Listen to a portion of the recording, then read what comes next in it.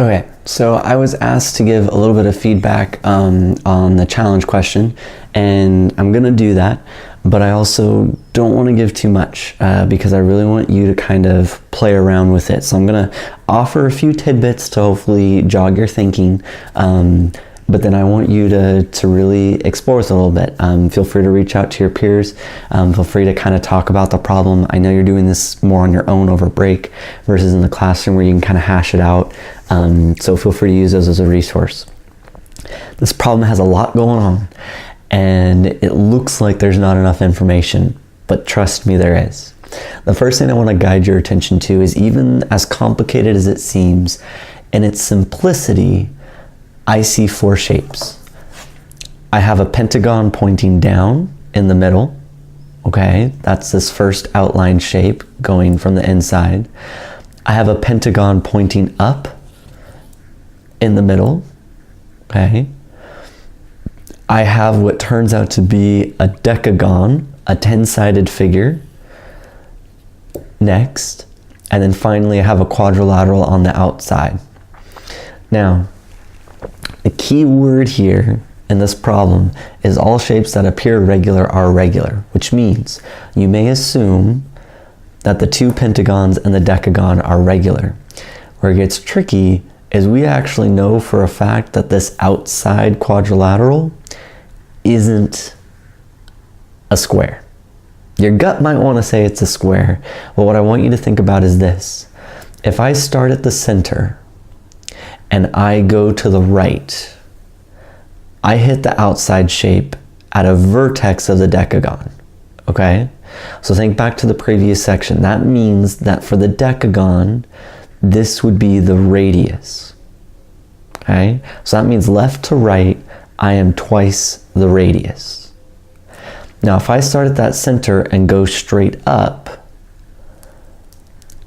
I don't hit the vertex of the decagon. I hit the side of a decagon, or I hit the vertex of the pentagon. So that means that it's really the apothem of the decagon. So in that sense, my distance up and down for the quadrilateral is not the same as the distance left and right.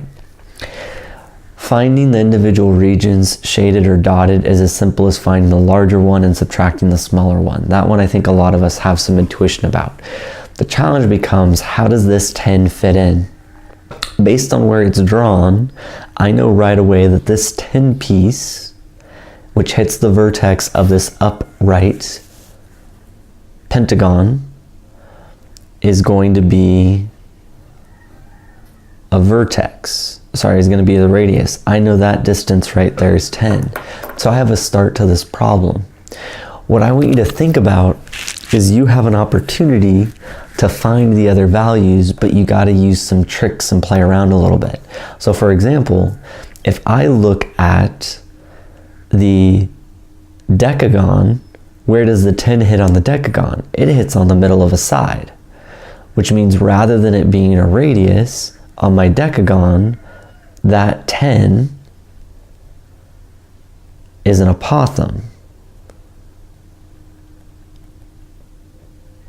And so I have that same numerical value of 10, but it represents different pieces on different shapes.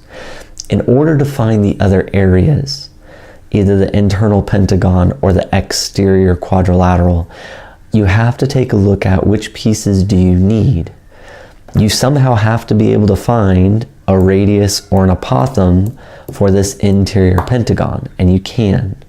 As you're solving the area for this one, the measurements you get are going to help you to find the smaller pentagon.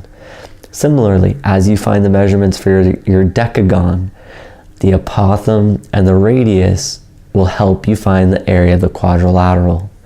Once you get this shape and triangle solved, draw those lines on the big picture and see which one tells you how far from left to right and which one tells you how far from up to down. Okay, I'm going to leave it there. Hopefully I gave you a point or two, maybe not. If you're still not sure, shoot me an email and I will provide some more direct explanation.